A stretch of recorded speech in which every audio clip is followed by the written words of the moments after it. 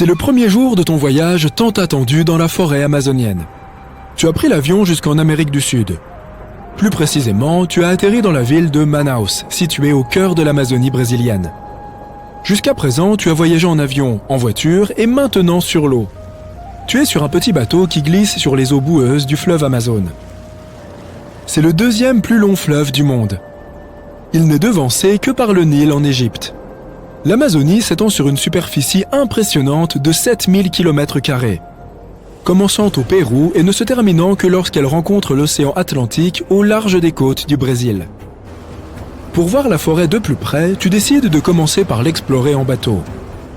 Tout d'abord, tu vois des piranhas en train de pêcher. Tu peux même essayer d'en attraper un toi-même si tu veux. Comme tu le sais peut-être, les piranhas sont des poissons carnivores. Donc, te baigner dans ce fleuve n'est peut-être pas la meilleure idée. L'une des espèces d'alligators les plus emblématiques présentes dans le bassin de l'Amazone est le caïman à museau large. Il ressemble beaucoup à un alligator ordinaire, à l'exception du fait qu'il a un menton jaune. Ton guide quitte le bateau et fouille l'eau pour te montrer un caïman de près. Il te parle aussi d'une créature légendaire qui vit dans les eaux sombres du fleuve, le dauphin rose. Par chance, tu as la chance d'apercevoir une famille de ces dauphins montrant leurs nageoires près de ton bateau. Ils ont l'air magiques depuis l'endroit où tu es assis. Tu n'as probablement jamais su que les dauphins pouvaient être roses, n'est-ce pas? Après quelques instants hypnotiques, tu découvres que la couleur rose des dauphins n'est qu'une illusion.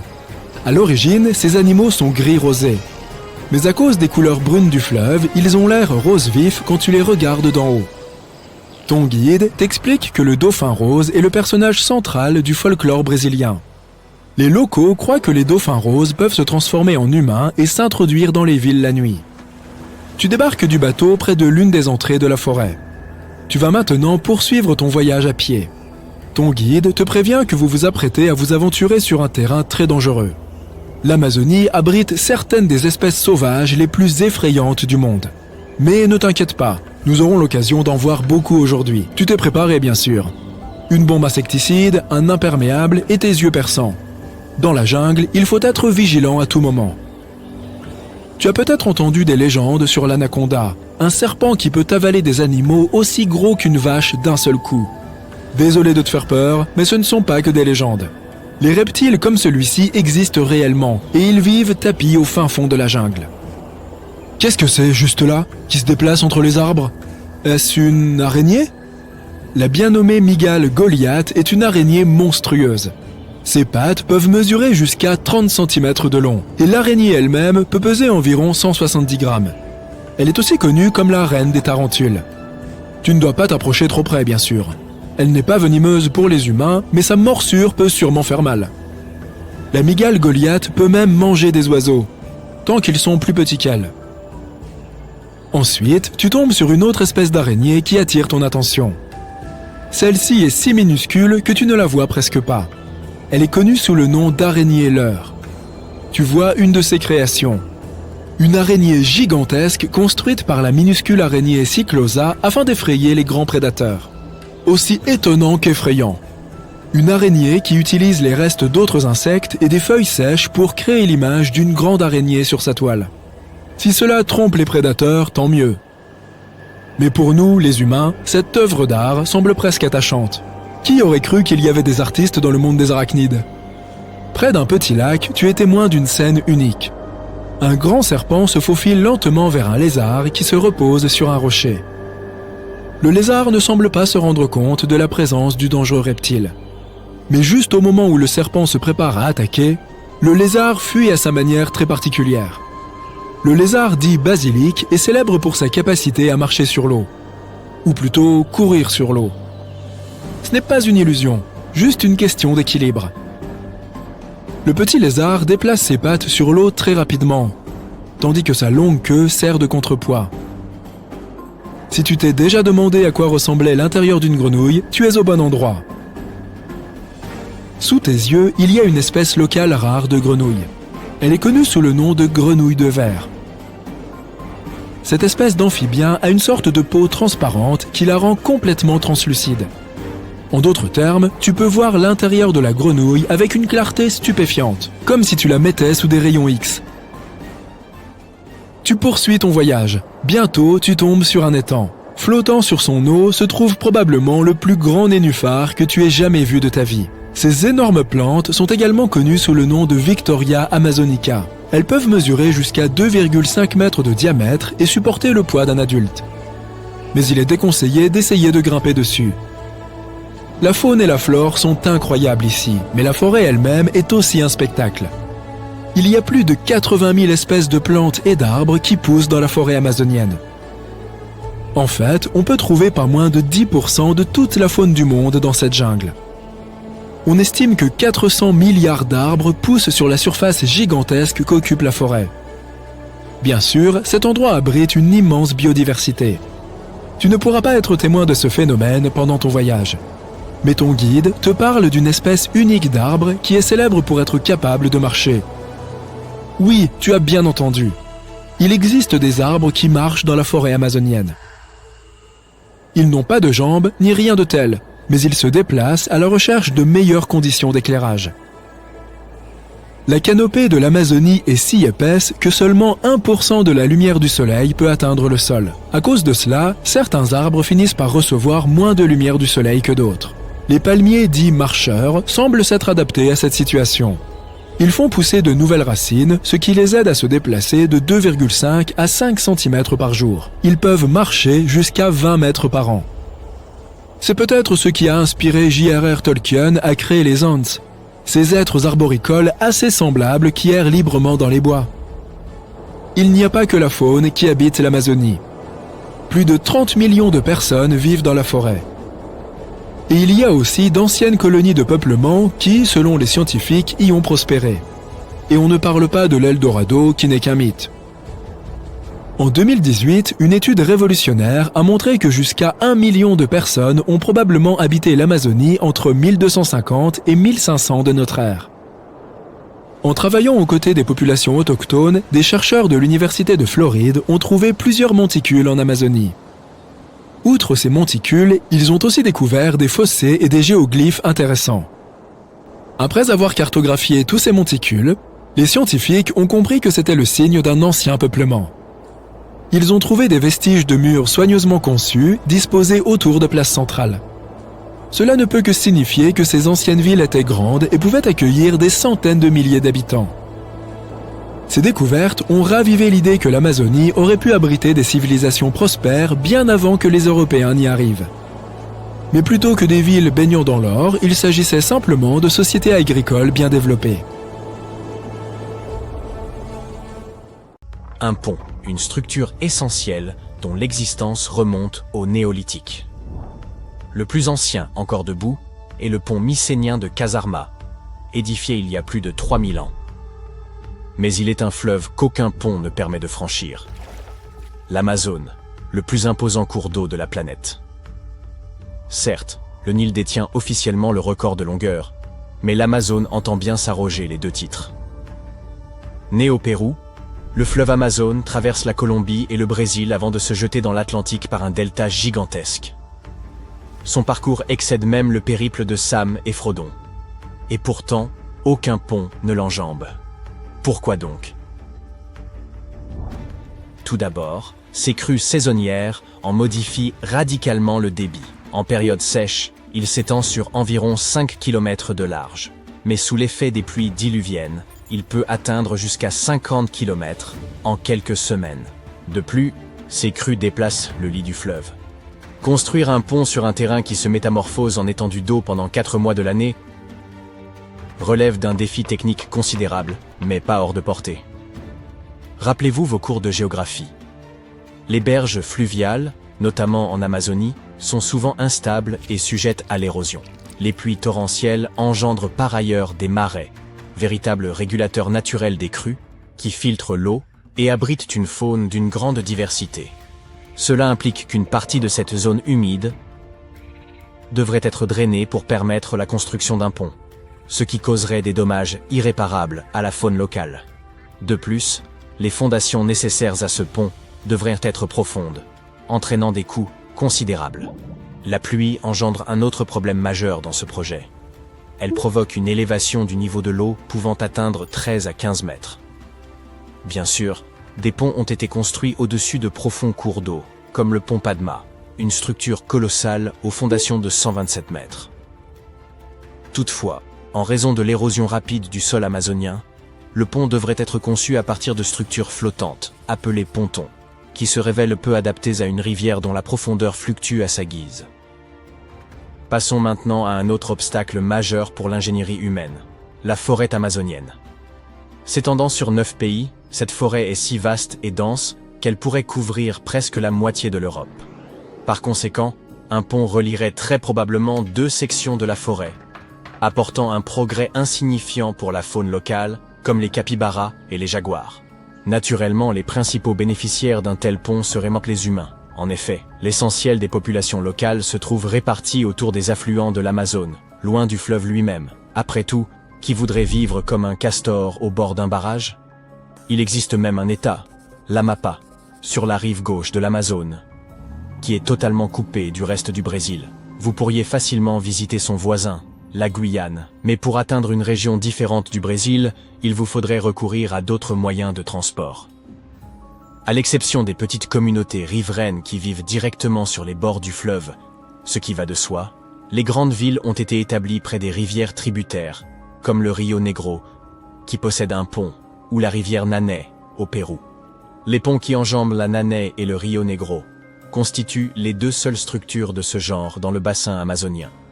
La vétusté des infrastructures routières au sein de l'Amazonie rend également la construction de ponts complètement superflue. Dans les années 70, l'humanité nourrissait de grandes ambitions pour explorer davantage l'Amazonie. C'est dans cet esprit qu'ils ont envisagé la construction d'une autoroute traversant le bassin amazonien d'un bout à l'autre. L'autoroute transamazonienne, censée faciliter l'accès au cœur de la forêt, a cependant échoué à répondre à ces objectifs. Il semble que les difficultés liées à la construction de plus de 3200 km de route au cœur d'une forêt tropicale dense n'aient pas été anticipées. À mi-parcours, le projet a été abandonné en raison de son coût exorbitant et des nombreux problèmes rencontrés, et aujourd'hui, les autoroutes du bassin amazonien sont constamment inondées, jonchées de crevasses et de boue. Cette situation engendre un cercle vicieux. Les gens ne s'installent pas près du fleuve, car l'accès y est difficile. Les routes ne mènent pas jusque-là, car leur construction est extrêmement complexe. Et cela conduit encore moins de personnes à s'établir sur les rives de l'Amazone, faute de routes pour y parvenir. Alors, en l'absence de routes et de ponts, comment les habitants survivent-ils dans cette région? Vous n'allez pas y croire, mais les populations riveraines utilisent une invention aussi ancienne que fiable, le bateau. Le fleuve Amazone est entièrement navigable, et les habitants l'utilisent comme une route. Tout comme pour les motos, les voitures et les bus, l'Amazone dispose de canoës, de hors-bord et de ferries. Il existe même un ferry spécifique appelé Obidance, qui dessert la localité d'Obidos, d'où son nom. Les locaux accomplissent tout sur des bateaux.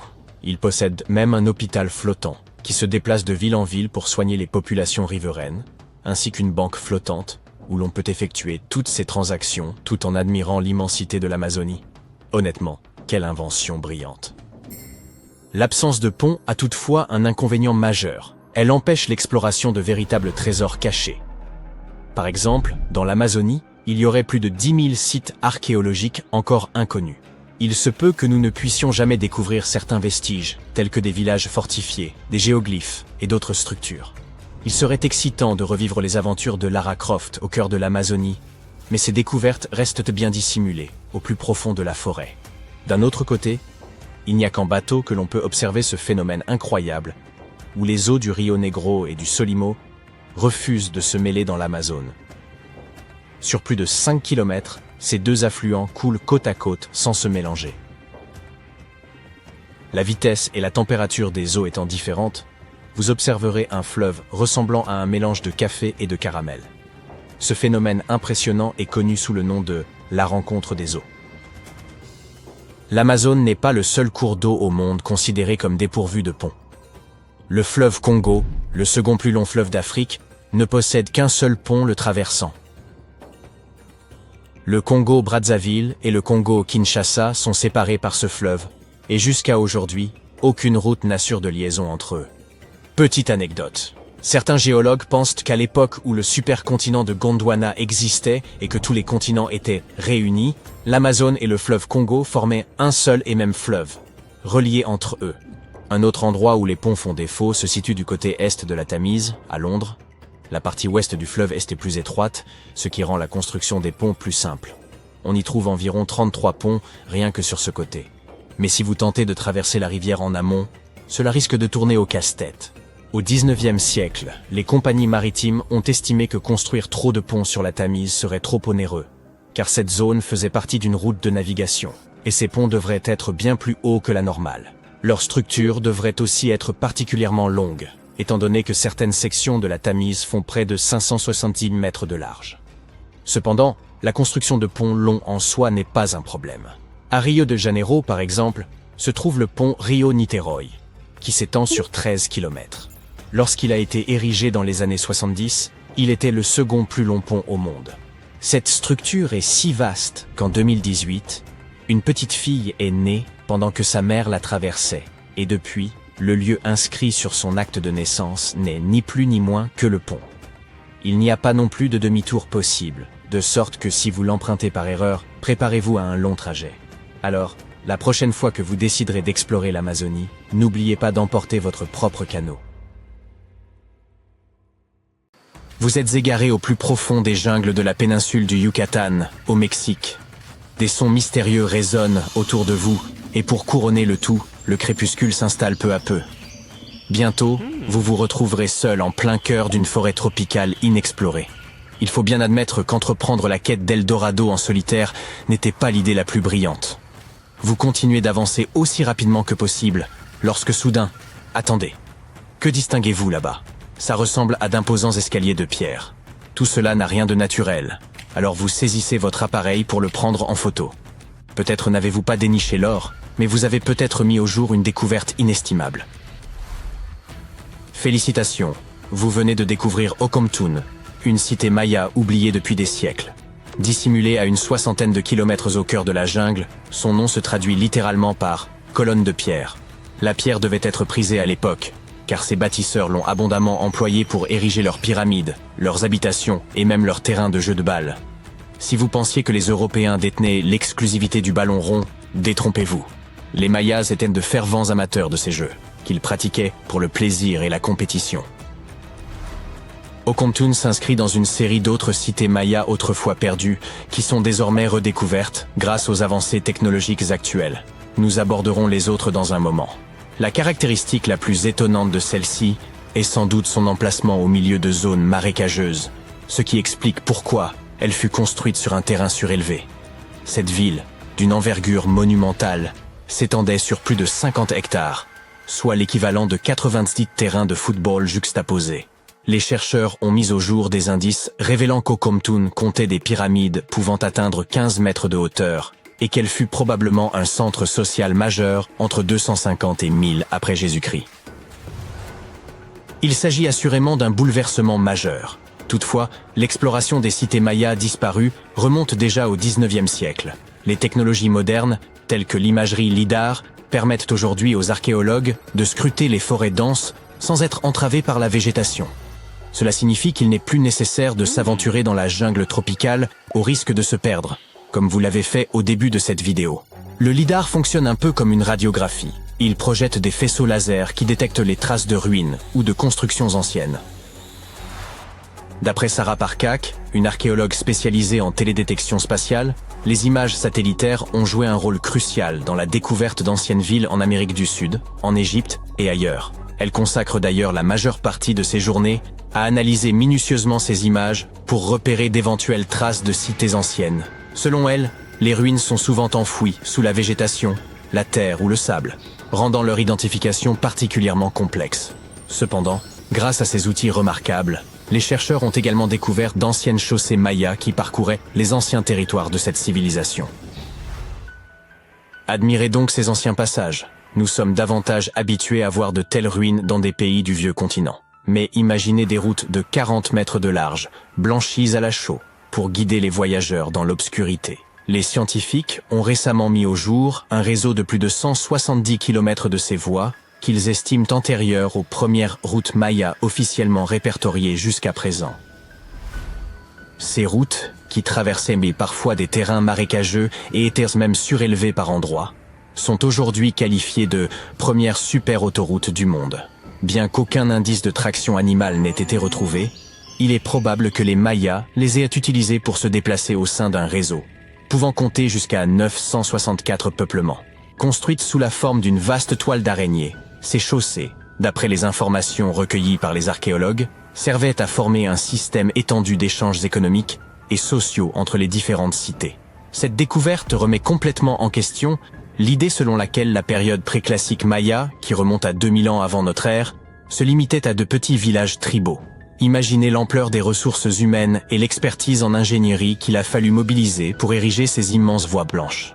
Les archéologues pensent que la construction de ces voies suivait un processus similaire à celui utilisé pour les pyramides, un amalgame de boue et de pierres de carrière, complété par plusieurs couches de calcaire pour leur donner cette teinte éclatante. Assez impressionnant, n'est-ce pas? Prenons cependant un peu de recul pour mieux comprendre le contexte. Les Mayas représentèrent l'une des plus vastes civilisations précolombiennes des Amériques. Jusqu'à présent, les spécialistes estimaient qu'à son apogée, la civilisation maya comprenait plus de 40 cités, regroupant des millions d'habitants. C'est une population considérable. Leur empire s'étendait de la péninsule mexicaine du Yucatan jusqu'au Guatemala et au Belize, avec une économie fondée principalement sur l'agriculture. Toutefois, la péninsule présentait un environnement particulièrement hostile pour la culture. Les Mayas ont donc dû concevoir des systèmes d'irrigation sophistiqués dans la plupart de leurs cités. Outre la construction de pyramides, de bâtiments cérémoniels et de places, ils ont aussi développé un système astronomique à nul autre pareil. Grâce aux anciennes technologies dont ils disposaient, ils étaient en mesure de prédire avec précision la position de planètes comme Vénus et Mars, ainsi que les dates exactes des éclipses. Si vous n'avez jamais vu d'exemple de cité maya ancienne, voici Tikal. Située au cœur de la jungle guatémaltèque, Tikal est réputée pour avoir été la capitale d'un ancien État maya conquérant. À son apogée, cette ville était aussi influente que des métropoles comme Londres ou New York le sont aujourd'hui. Elle est composée d'un ensemble de monuments complexes, dont l'Acropole Nord, l'un des plus anciens de Tikal. Façonnée exclusivement par des mains humaines vers 350 avant notre ère, elle servait de sépulture aux rois et aux dignitaires. Les monuments, pouvant atteindre jusqu'à 60 mètres de hauteur, étaient autrefois ornés d'une splendide peinture rouge, une couleur chère aux Mayas. Mais de nos jours, il ne reste que la pierre calcaire exposée. Chichén Itzá, quant à elle, abrite l'une des pyramides les mieux conservées au monde. Située dans l'état du Yucatan, cette ville maya remonte à plus de 1500 ans. À son apogée, elle comptait environ 35 000 habitants et s'étendait sur une superficie de 10 km². Le site est dominé par El Castillo, un majestueux temple pyramidal de 24 mètres de haut. Ce qui le distingue particulièrement, ce sont les 91 marches de chacune de ses 4 faces qui, en y ajoutant la plateforme supérieure, totalisent 365 marches, correspondant au nombre de jours de l'année solaire. Il est évident que c'était une civilisation de grande ampleur, n'est-ce pas? C'est d'ailleurs pour cette raison que le mystère de son déclin reste si difficile à élucider. Les indices relatant l'effondrement de cet empire autrefois puissant sont rares. Quelle en aurait été la cause? Une sécheresse dévastatrice peut-être? Des recherches menées en 2017 ont apporté quelques éléments nouveaux susceptibles d'éclaircir ce mystère. À partir des données recueillies sur le site de Ceibal, au sud-ouest de Tikal, les chercheurs ont examiné les résultats des analyses de radiocarbone, ainsi que les découvertes issues des fouilles archéologiques et des céramiques, pour obtenir de nouvelles informations sur le déclin inattendu de cette grande civilisation. Les résultats indiquent que les Mayas n'ont probablement pas subi un effondrement soudain, mais plutôt une série de vagues d'instabilité sociale et de crises politiques. Ces bouleversements auraient entraîné la dégradation des centres urbains et amorcé la dispersion de la population maya. Il reste néanmoins difficile de déterminer avec précision les causes exactes de ce déclin. Cela dit, de récentes découvertes apportent un éclairage important sur l'histoire de l'humanité, touchant non seulement l'Empire Maya, mais aussi d'autres civilisations disparues d'Amérique du Sud. Une découverte majeure au Brésil, réalisée grâce à l'imagerie satellitaire, suscite également la stupeur des scientifiques. Des images prises à proximité du rio Xingu, dans la région amazonienne, suggèrent que des villes peuplées de millions de personnes auraient ni pu exister au cœur de la jungle, bien avant l'émergence de notre civilisation moderne. Si cela ne vous surprend pas, difficile de dire ce qui le ferait. Des images satellites ont également révélé un réseau de tranchées datant de 200 à 1200 après Jésus-Christ, au sein de la forêt bolivienne. Ces traces suggèrent la présence de communautés pouvant abriter environ 60 000 personnes au cœur de la jungle. Lorsque des chercheurs de l'Université de Floride se sont rendus sur le terrain pour vérifier les données satellitaires, ils ont eu la surprise de découvrir plusieurs monticules, accompagnés de fossés et de géoglyphes. Les archéologues ont aussi mis au jour des vestiges de murs soigneusement élaborés, organisés autour de places et rappelant les constructions typiques des anciens Mayas.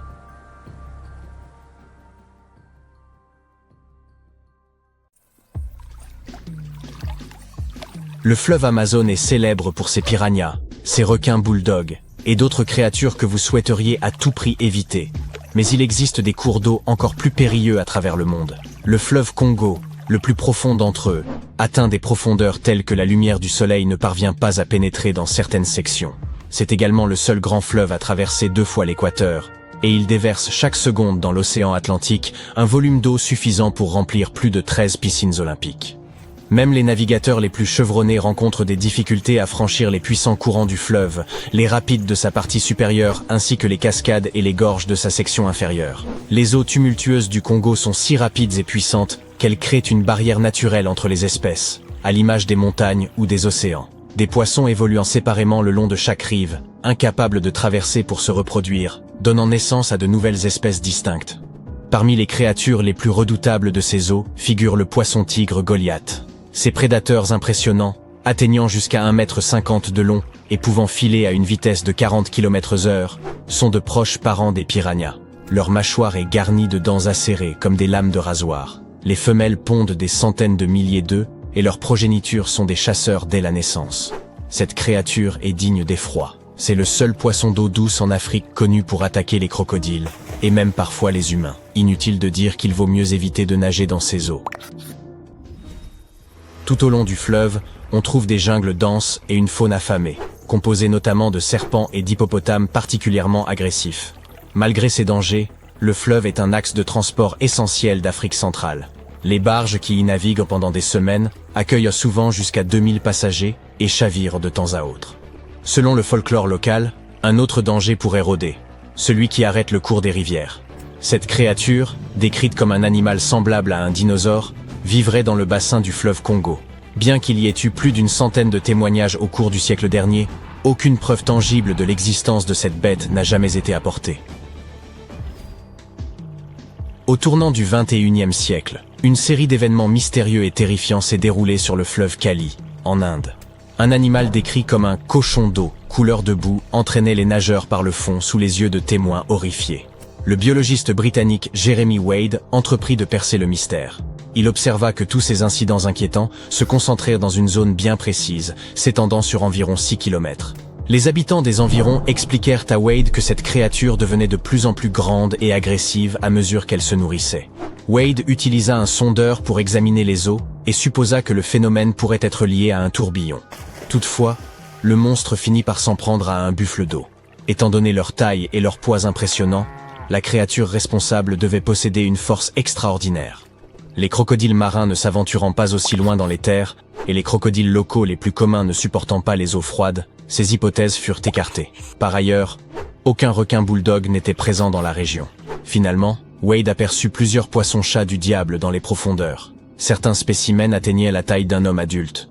Ils ne pouvaient être capturés avec une simple canne à pêche, mais une construction spéciale permit d'en maîtriser quelques-uns. Le plus grand poisson mesurait 2 mètres de long et pesait 3 fois le poids d'un silure moyen. Sa taille lui permettait de s'attaquer à un humain ou à un animal imposant. Cependant, Wade souligna qu'il pourrait exister des spécimens encore plus gigantesques dans les eaux du fleuve Kali. L'Orénoque, en Amérique du Sud, est particulièrement dangereux en raison de ses courbes abruptes et de ses puissants courants sous-marins. Même avec un GPS, il est facile de s'y perdre. Ce danger est accentué par les nombreuses chutes d'eau imprévisibles qui jalonnent son cours, obligeant les navigateurs à rester constamment en alerte pour survivre. Ce fleuve est le seul habitat naturel du rarissime crocodile de l'Orénoque et abrite également des poissons au caractère tout aussi redoutable. Parmi eux, le payara, connu sous le nom de tétra-vampire, se distingue par ses longues dents acérées, semblables à des poignards, et 2 crocs imposants qui émergent de sa mâchoire inférieure. Un bon orthodontiste pourrait peut-être améliorer son apparence, n'est-ce pas? En permanence à l'affût, il s'attaque principalement à des poissons de taille moyenne, voire imposante. Lorsqu'un humain tente de le capturer, il se défend vigoureusement, infligeant des morsures et des entailles. Heureusement, aucune attaque mortelle sur un humain n'a été recensée, une information qui, avouons-le, a de quoi soulager. Le fleuve jaune, en Chine, doit son nom à sa teinte caractéristique, bien qu'il n'ait pas toujours été de cette couleur. Formé il y a au moins 30 millions d'années, il a changé de cours plus de 30 fois au fil des siècles.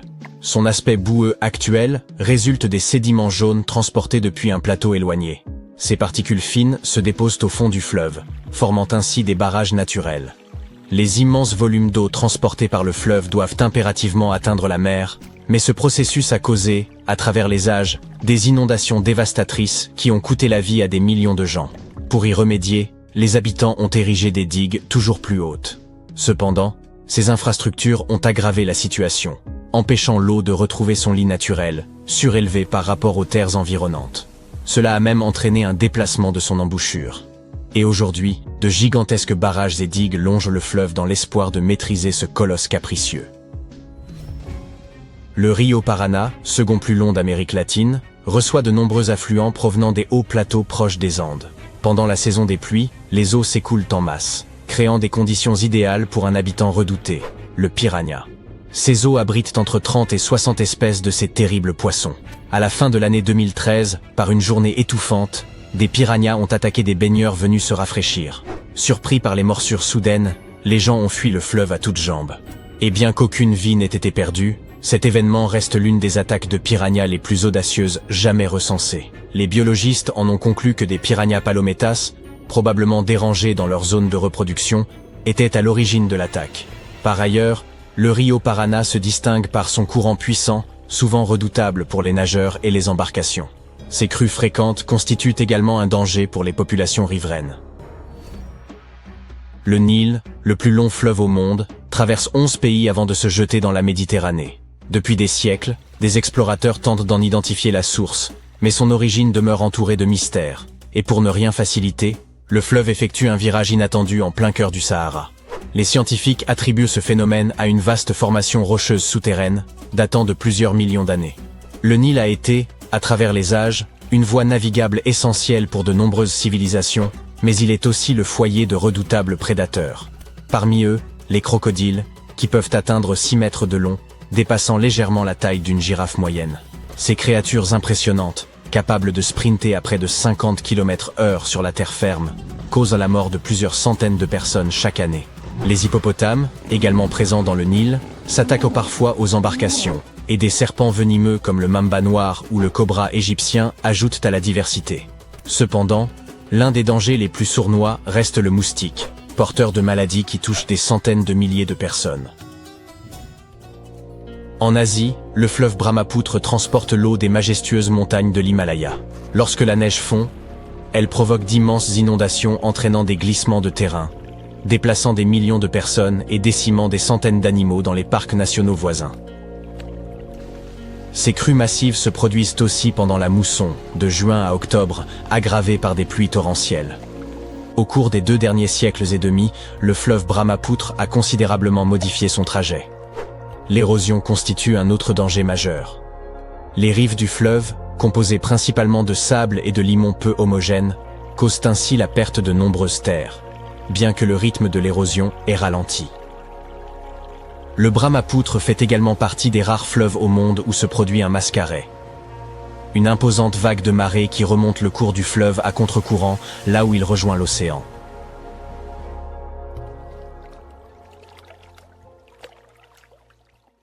Il s'est passé beaucoup de choses au cours du premier millénaire de l'ère chrétienne. Bien sûr, nous parlons de 1000 ans d'histoire humaine. Si tu te souviens de tes cours d'histoire, tu sauras qu'il s'agit de l'époque de l'ascension et de la chute de l'Empire romain. C'est aussi l'époque où nous sommes entrés dans le sombre Moyen-Âge. Et certains disent que c'est la période d'apogée de la civilisation Maya, en Mésoamérique.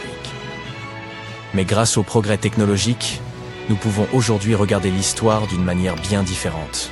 Tu vois, les archéologues ont trouvé des preuves réelles que la civilisation Maya pourrait avoir commencé bien plus tôt, et que depuis son origine, cette civilisation était loin d'être simple.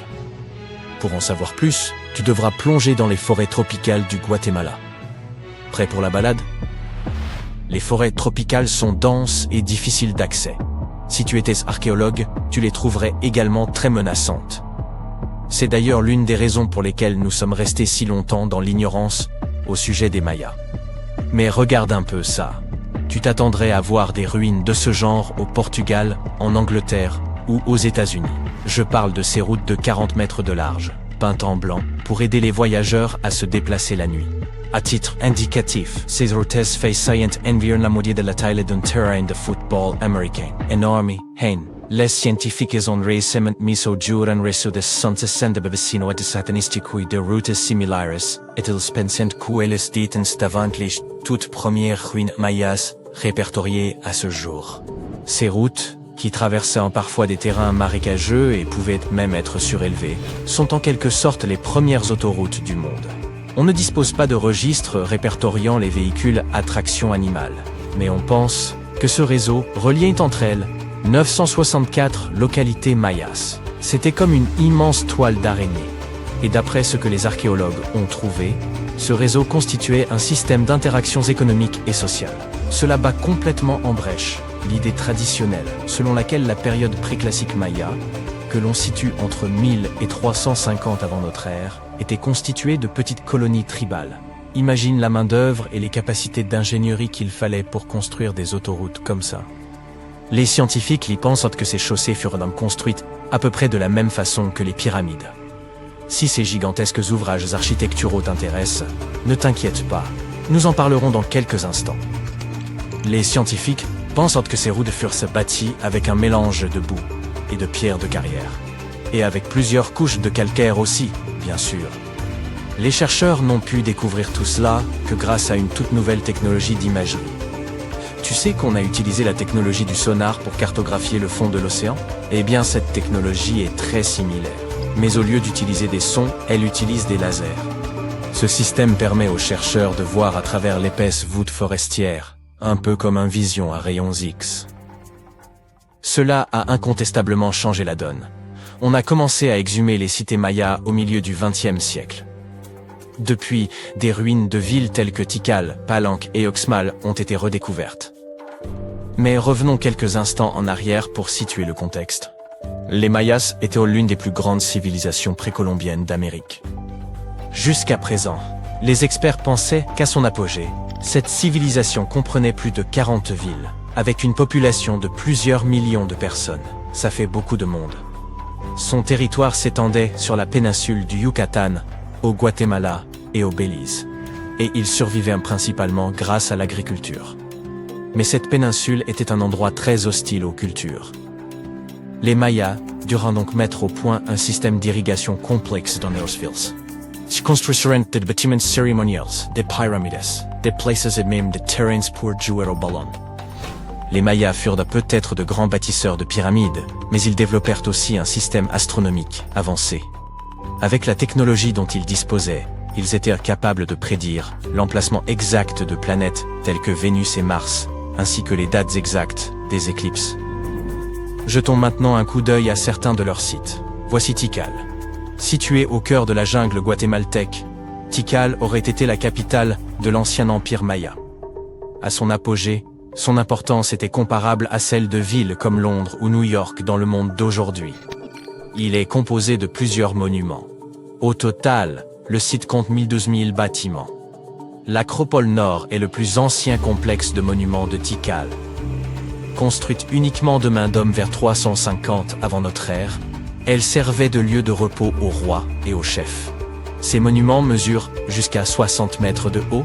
À l'époque, les pyramides à degrés étaient peintes d'un beau rouge. Les Mayas adoraient cette couleur. Aujourd'hui, bien sûr, il ne reste que le calcaire.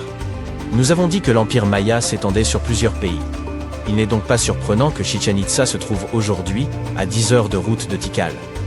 Il n'y avait pas de querelle entre ces sites. Il s'agissait simplement de centres-villes différents. Un peu comme New York et Los Angeles. On y trouve l'une des pyramides les mieux préservées de la planète. Située dans l'état mexicain du Yucatan, cette cité maya a plus de 1500 ans. À son apogée, elle abritait 35 000 personnes. Le site s'étend sur une superficie de 10 km². Son centre est El Castillo, un énorme temple en escalier d'une hauteur de 25 mètres. Sa caractéristique principale est qu'il comporte 91 marches sur chacun de ses 4 côtés. En comptant la plateforme supérieure, cela fait 365 marches, le même nombre de jours que dans l'année solaire. Ça donne à réfléchir. Et voici la cité perdue de Palenque. Cette autre cité maya aurait accueilli plus de 6000 personnes à son apogée. Les archéologues ont fait de curieuses découvertes sur ce site. La plus étrange fait immédiatement penser à Indiana Jones et à Tomb Raider. L'un des bâtiments de cette cité serait la dernière demeure de la Reine Rouge de Palenque. C'était la grand-mère du dernier roi maya. En son honneur, un énorme monument fut construit pour conserver son corps après son décès. La découverte de la tombe elle-même fut un événement passionnant. Les archéologues ont trouvé un ancien monument en creusant sur le site en 1994. Ils ont tout d'abord vu une pièce avec une porte cachée. En ouvrant cette porte, ils sont tombés sur un couloir de 2,5 mètres de long. Au bout de ce couloir se trouvait la chambre de la reine. Et à l'intérieur, la momie de la reine elle-même. Ils l'ont trouvée accompagnée de ses perles, de ses coquillages de jade et de ses pierres précieuses. Mais en explorant les vestiges, l'équipe a remarqué quelque chose d'étrange. La pièce était remplie d'une poudre de couleur rouge. Les chercheurs savaient que cette couleur était importante pour les Mayas. Mais ils ne comprenaient pas pourquoi la reine avait été enterrée avec cette substance inconnue. Ils en ont ramené un échantillon qu'ils ont analysé et ont découvert que cette poudre était du cinabre, un minéral très dangereux. Lorsqu'elle est inhalée, elle peut causer de graves dommages à la santé. L'équipe a conclu qu'il ne pouvait s'agir que d'un piège pour quiconque tenterait de voler ces trésors, ou une vraie malédiction. Une chose qui a toujours troublé les chercheurs est le manque de données concernant le déclin de cet empire tout-puissant. Quelle aurait pu en être la cause? La sécheresse? Une maladie? De nouvelles recherches menées en 2017 ont tout de même permis de faire la lumière sur cette question. À partir de données recueillies à Saibal, un site situé au sud-ouest de Tikal, les scientifiques ont analysé des céramiques et autres objets exhumés lors de fouilles archéologiques afin d'en savoir davantage sur la disparition inexpliquée de cette civilisation. Ces informations ont montré qu'au lieu d'un effondrement soudain, les Mayas auraient disparu à la suite de plusieurs périodes d'instabilité sociale et de crise politique. Ces événements auraient détérioré les centres-villes et provoqué la dispersion de la population. Et toi, que penses-tu de tout cela? Avez-vous déjà vu des balles de cricket âgées de 3 milliards d'années? Les sphères de Klerksdorp, découvertes dans des dépôts de pyrophilite en Afrique du Sud, ont secoué la communauté scientifique. Elles ressemblent en effet à de petites balles de cricket anciennes, avec des lignes similaires à des coutures autour du milieu. Dans les années 80, certains ont prétendu que ces sphères avaient été fabriquées par une civilisation antédiluvienne dont nous ignorions tout. Un conservateur de musée a même raconté qu'elles tournaient d'elles-mêmes dans leurs vitrines. Et une émission de télévision a également invité un voyant qui affirmait que ces sphères étaient les fragments d'un ancien vaisseau spatial. Mais selon les géologues, ces sphères sont en fait des concrétions assez courantes, ou des objets sphériques formés à partir de minéraux différents de ceux de la roche environnante. Ces lignes semblables à des coutures ne sont que les empreintes des couches de la roche d'origine accumulées au fil du temps. Les sphères de Klerksdorp présentent différentes formes, allant de sphères légèrement aplaties à des disques distincts. Concernant l'épisode où l'une de ces sphères aurait tourné d'elle-même, le conservateur du musée de Klerksdorp a également apporté une clarification. Il a expliqué que lorsqu'il avait placé l'une des sphères en vitrine lors de la visite d'un journaliste, cette dernière avait légèrement pivoté en raison de sa forme. De plus, la région où se trouve le musée subit fréquemment des secousses dues aux activités minières à proximité. Les empreintes de pas humanoïdes les plus anciennes pourraient n'en pas dater de 6 millions d'années. Elles ont été découvertes sur l'île de Crète en 2002. Si cette datation est correcte, cela signifierait que les ancêtres des premiers humains auraient pu migrer entre l'Europe et l'Afrique beaucoup plus tôt que nous ne le pensions auparavant. Cela ne remet pas en cause l'Afrique en tant que berceau de l'humanité, mais pourrait simplement prouver que nos ancêtres primitifs se déplaçaient déjà entre les continents. Certains chercheurs pensent que ces empreintes auraient été laissées par une créature bipède, possiblement liée à un ancêtre humain surnommé El Greco. D'après les scientifiques qui les ont étudiées, ces empreintes présentent une forme très similaire à celle de l'homme, avec 5 orteils et un gros orteil parallèle. Toutefois, certains demeurent sceptiques et suggèrent que ces empreintes appartiendraient plutôt à un singe européen tardif. Une nouvelle étude a analysé des micro-organismes marins fossilisés dans les roches sédimentaires pour dater ces empreintes et confirmer qu'elles remontent effectivement à 6 millions d'années.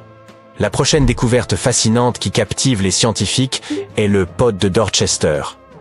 Ce récipient de métal, magnifiquement façonné, est orné de motifs géométriques élaborés en argent. Découvert à Dorchester, quelle surprise, en 1852, dans des circonstances plutôt inhabituelles, le pot s'est brisé en 2 morceaux lors d'une puissante explosion. Les scientifiques pensent qu'il était à l'origine encastré dans une roche ou un bloc connu sous le nom de poudingue. La roche d'où provient le pot de Dorchester date d'environ 500 millions d'années, ce qui pourrait indiquer que le pot lui-même est tout aussi ancien. Toutefois, la théorie actuelle, et bien moins excitante, suggère que le pot de Dorchester ne serait qu'un bougeoir de l'époque victorienne. Ces objets étaient très en vogue à l'époque. Il n'est donc guère surprenant de retrouver un article aussi sophistiqué de cette période. Le pod de Dorchester appartient à la catégorie des objets manufacturés incongrus. Ce sont des objets qui semblent bien trop avancés pour l'époque à laquelle ils sont censés appartenir. Si nous acceptons que le pot ait 500 millions d'années, cela signifie que son créateur était très en avance sur son temps en termes d'artisanat et de technologie. Un mystère supplémentaire est que le pot porte la gravure d'une plante probablement disparue de la Terre il y a plus de 100 000 ans, renforçant l'hypothèse de son incroyable ancienneté.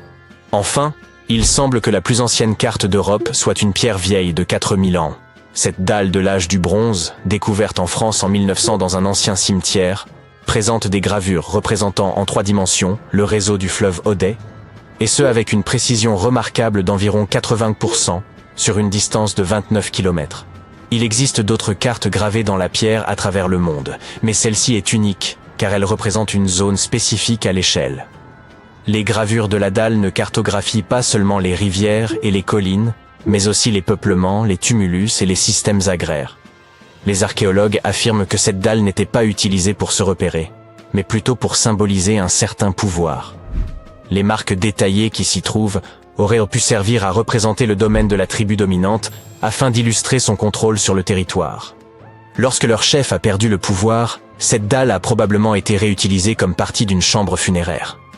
Cet artefact unique était conservé dans la cave d'un musée et pendant des décennies, il est resté inaperçu jusqu'à ce que plusieurs chercheurs, en lisant d'anciens rapports à son sujet, décident de l'examiner. Ils ont mené une analyse détaillée en utilisant des techniques 3D. Leurs recherches ont ainsi prouvé que les créateurs de cette dalle avaient non seulement gravé des lignes dans la roche, mais aussi modifié sa surface pour refléter avec une grande précision la topographie du paysage. Le cube de Salzbourg, également connu sous le nom de fer de Wolfsegg, a été découvert à la fin du 19e siècle en Autriche. Ne vous laissez pas tromper par son nom, car il ne ressemble pas du tout à un cube. C'est plutôt un objet arrondi avec 2 côtés plats. Au milieu se trouve une rainure, et sa surface est couverte de fossettes et de cratères. Cette apparence unique a conduit beaucoup de monde à penser qu'il pourrait s'agir d'un objet extraterrestre. Des ouvriers ont accidentellement découvert cet artefact en faisant éclater une veine de charbon estimée à plus de 60 millions d'années. Le cube de Salzbourg a été déplacé entre différents musées, a mystérieusement disparu au début du XXe siècle, puis a finalement réapparu. Un professeur de l'université de Bonn a suggéré qu'il pourrait provenir d'une météorite. Cependant, aucune trace d'éléments normalement présents dans les météorites, comme le cobalt ou le nickel, n'a été trouvée.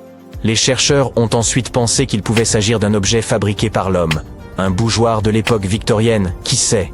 Personne ne connaît la véritable histoire de ce cube, pas plus que son emplacement actuel.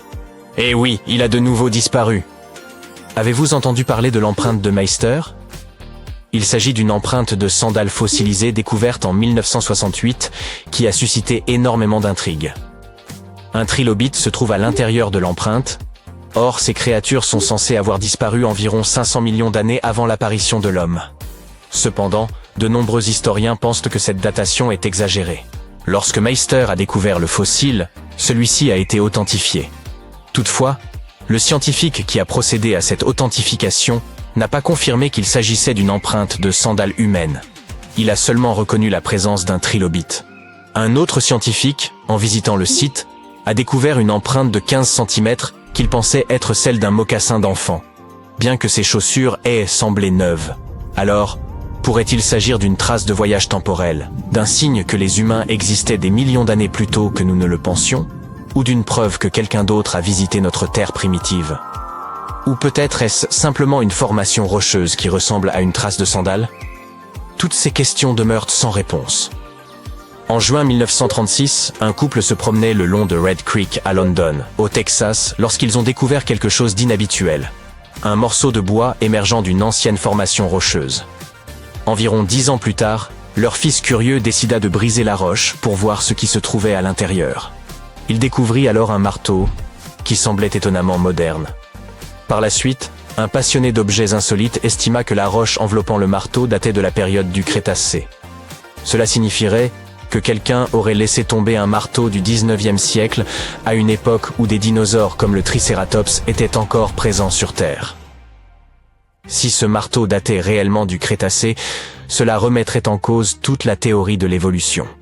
Mais si ce marteau était moderne, cela signifierait que la formation rocheuse d'où il provenait était beaucoup plus récente que nous ne le pensions.